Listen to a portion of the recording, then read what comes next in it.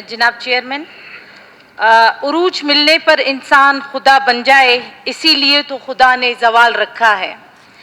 जनाब स्पीकर, ये सबके सामने जो 18 जून का वाक़या है, ये मेरा ख्याल हमारे फंडामेंटल राइट्स में है कि हम अपने हक के लिए, अपने हकूक़ के लिए हम आवाज़ उठा सकते हैं।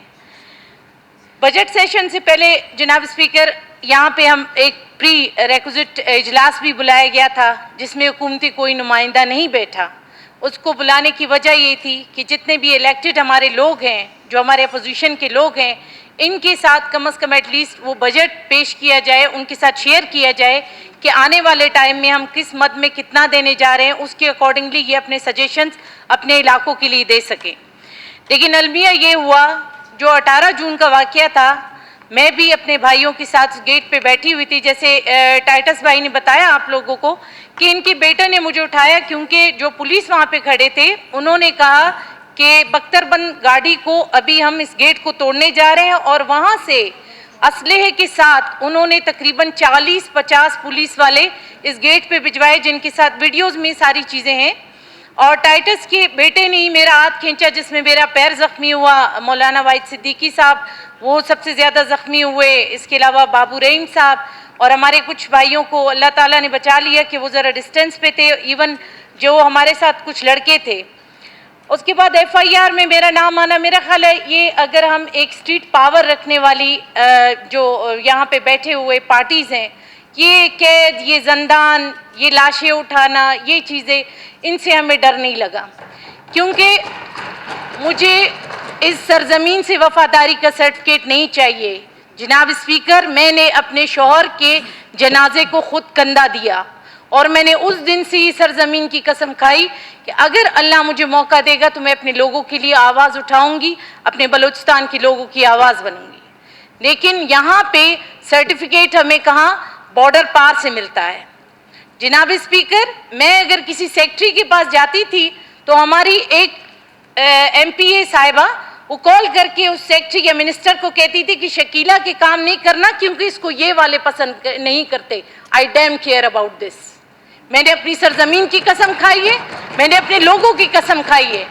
उस दिन के वाक़ये में मैं खड़ी वहाँ पे, बार बार सना बलोच को, वो जो हामिद थे, वट एवर उनका नाम है, जो इम्पोर्ट करके बुलाए गए हैं, वो यहाँ पे हाथ रख के कहते थे कि आपको यहाँ पे शूट करने का ऑर्डर है।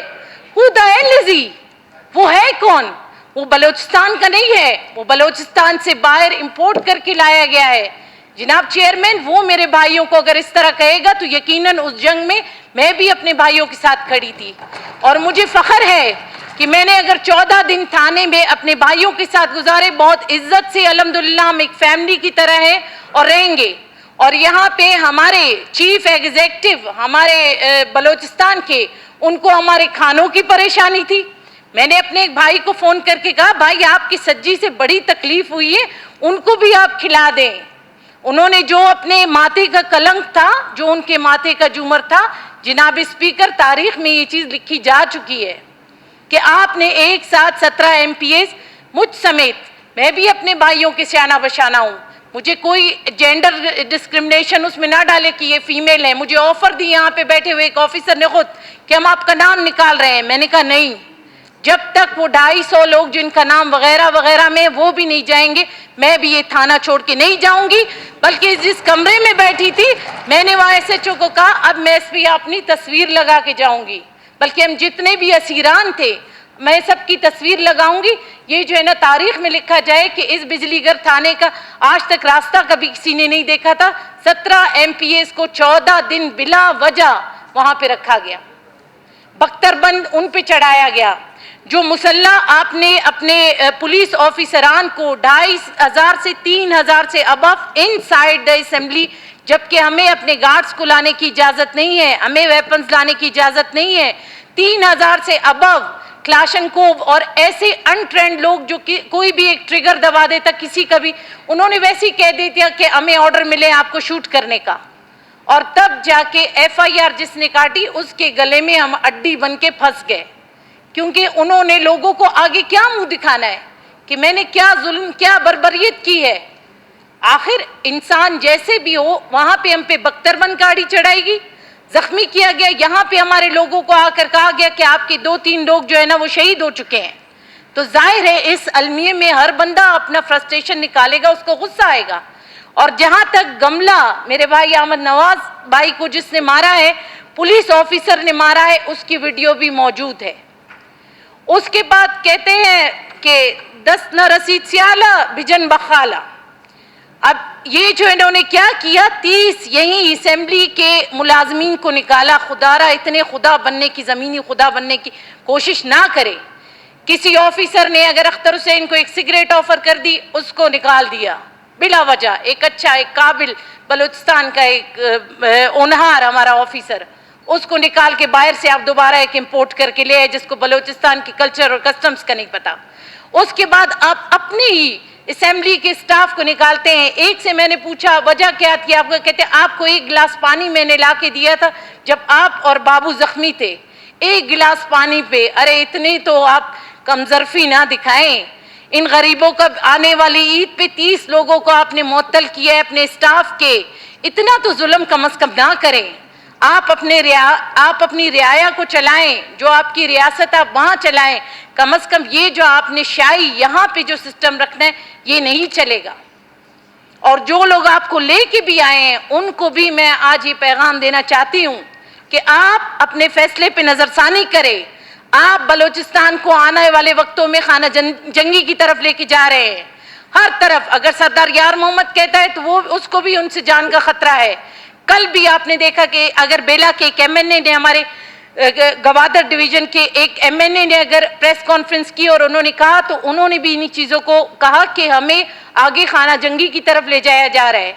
जनाब स्पीकर, पहले डेथ स्क्वाड लोगों को मार के अगवा करके इस तरह पैसे कमाता था।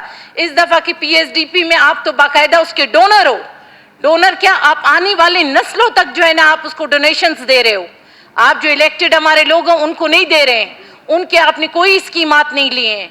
मैं हल्फन कहती हूँ, यहाँ पे मैं खड़ी हूँ, अगर एक स्कीम भी अगर रेकमेंड हमने की है, हमारा हक है, हमारे लोगों का जायज़ मुतालबा है, अपने लोगों के इज्तमाई स्कीमात अगर दिए, अगर एक भी मुझे पीएसडीपी में कोई दिखा दे। पीएनडी डिपार्टमेंट कहता है हमें सबको वहाँ बुलाया जाता है, वहाँ पे पीएसडीपी बनवाई जाती है, पीएसडीपी कहीं और से बन के आ जाती है। जनाब स्पीकर, ये बलूचिस्तान है और बलूचिस्तान में ये चीज़ें नहीं चलेंगी। आज जो उनको सपोर्ट कर रहे हैं, कल के दिन वो अपने जेनरेशन्स के लिए रोएंगे।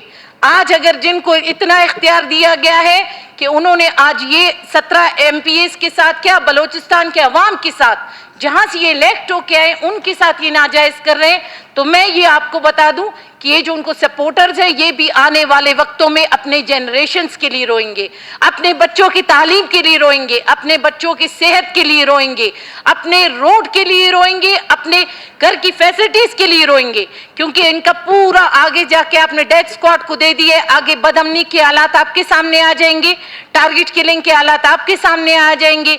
हम तो इस चीज के मेरे ख्याल आदी हो चुके हैं बलूचिस्तान वाले। लेकिन जो डोनर है, जो पीएसडीपी इस दफा का उसको डोनर है, उसको दोबारा रिव्यू करें।